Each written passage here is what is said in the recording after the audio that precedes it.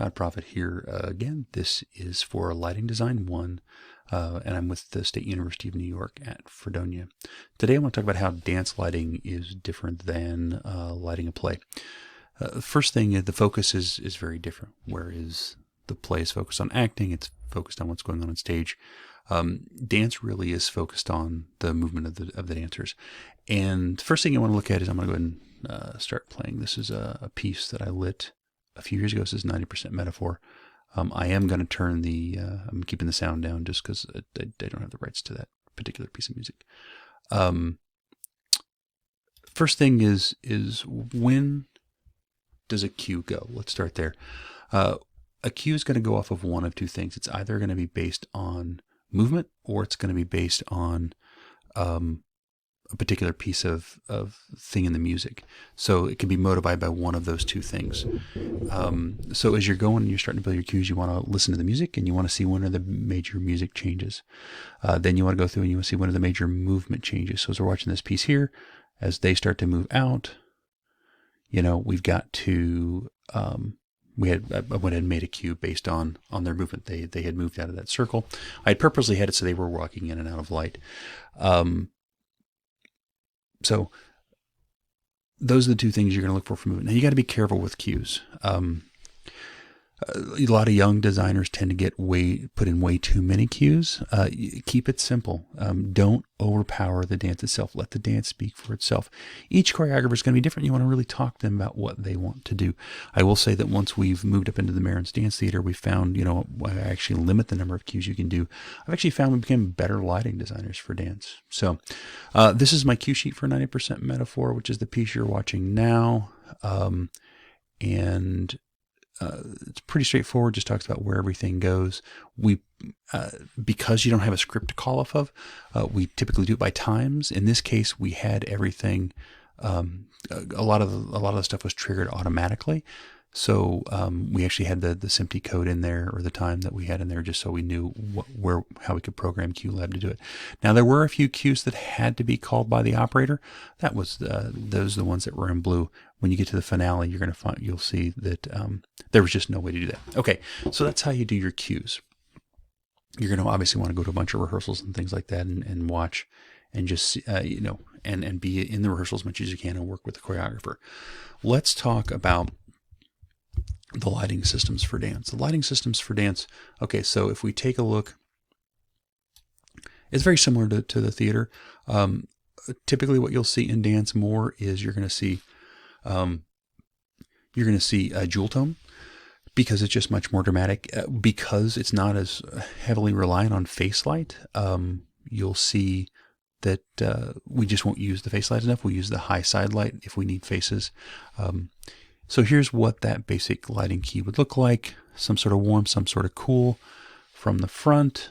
Boom, high side light, a warm and a cool. A lot of times these will actually be double hung, so you have a warm from each side and a cool from each side.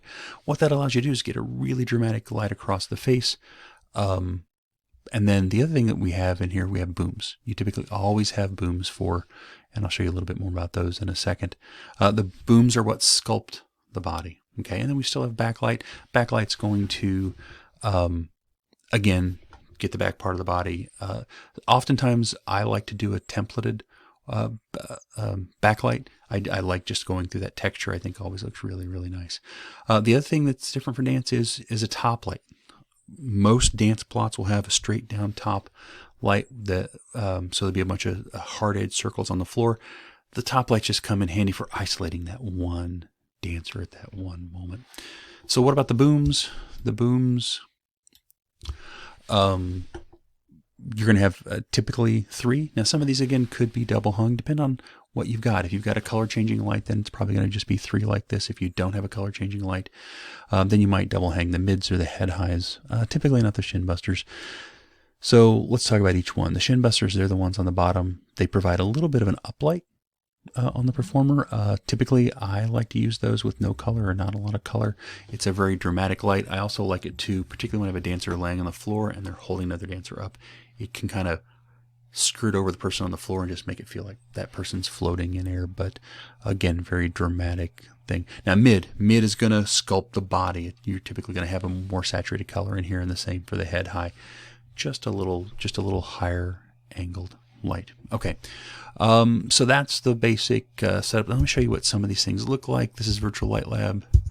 We'll do the best we can here. I just realized I forgot to put in this light. So that top light we were talking about would look something like this. Very dramatic, very great way to isolate different performers. Okay, some things to remember is a lot of times when I'm doing this, if I need face light, then I'm going to bring in my high side light. Now, this is where you got to be careful. You got your high side light, we're lighting up at least half of their face, okay? And I might bring this one in like it just a little bit to light up their face, just a little more, okay? I'm going to turn that off for now, and I'll show you why. Because what I like to do is, and then if I'm going to do my high side light from this side, this is where I like to have my nice boom color. Now this is going to sculpt the body. This is going to make it a little more rounded, and then I'd probably add in a backlight just to kind of finish it off to get that good look. Because see, if I go in here and I put in this high side light too, it diminishes that down. Now that's not looking too bad on the body right now, but they tend to fight each other, so you got to make a choice what you want. I guarantee you in real life that's going to look a lot more, but if you want that color to pop, then you got to drop that. See how the color now pops and pulls out. You got to be careful. One of the other sort of common mistakes that you'll see a lot of times with dance is you'll see people using the same color from each side. Let me just show you what that looks like real quick. And full. So if you do it the same, if you do the same colors from the same time, it doesn't sculpt to the body. It doesn't round the body. That's why you want to put that contrasting color in there to help sculpt and make it look round. Now here we've got a nice look for the body, but we might want to add in just the teeniest little bit of front light just so we can see the face. Okay, you're thinking, well, why is the face important? Well, sometimes choreographers design so that they've got they'll design so that they've got facial expressions in mind, and you want to be able to see those. You don't want to hide those, okay? But it's not a very dramatic angle. It's kind of flattening, so that's where I tend not to use my traditional front light as much. Let me just show you real quick what some of these look like. Let me go ahead and kill this one. Move your shin. Now your shin, you can see much more dramatic coming up from underneath. Then we have, like I said, the mid. Whoops, let me turn that one off. And then here's the head high. It does a lot of the same things that the mid does. It's just a little bit of a higher angle. And honestly, it's just room on the pipe, I think, is one of the big reasons you'll see those. I'm not going to turn on more than one of these at once, because if I do, they're going to start washing each other out and negating each other. Okay. This is a little, the reason why this is dominating is because it's got a specific color. Now I can turn two of them on to sort of mix colors to make a new color if I wanted to. But, I think the simpler you keep things, the better it's always going to look. And if I wanted that really dramatic look, from this side, let's just go and bring this one up. And then we've got just the dramatic look because we're doing that high side light coming in. Last thing that I want to talk about just real quick is something not to forget about is the cyc. When you turn on a cyc, it changes the way everything else looks. Okay, so it's a little harder to see in this picture, but it does really shorten the person. Actually, let me pull this one over here. This would be more realistic of what it's going to look like. The person, see how small they look there? Let me turn that off again. Okay. Now, visually, you're going to focus in on that a little more, and they're going to make it feel a little bigger. But the cyc can always add sort of a dramatic sort of... that's really dramatic. The cyc's going to add just a little bit of...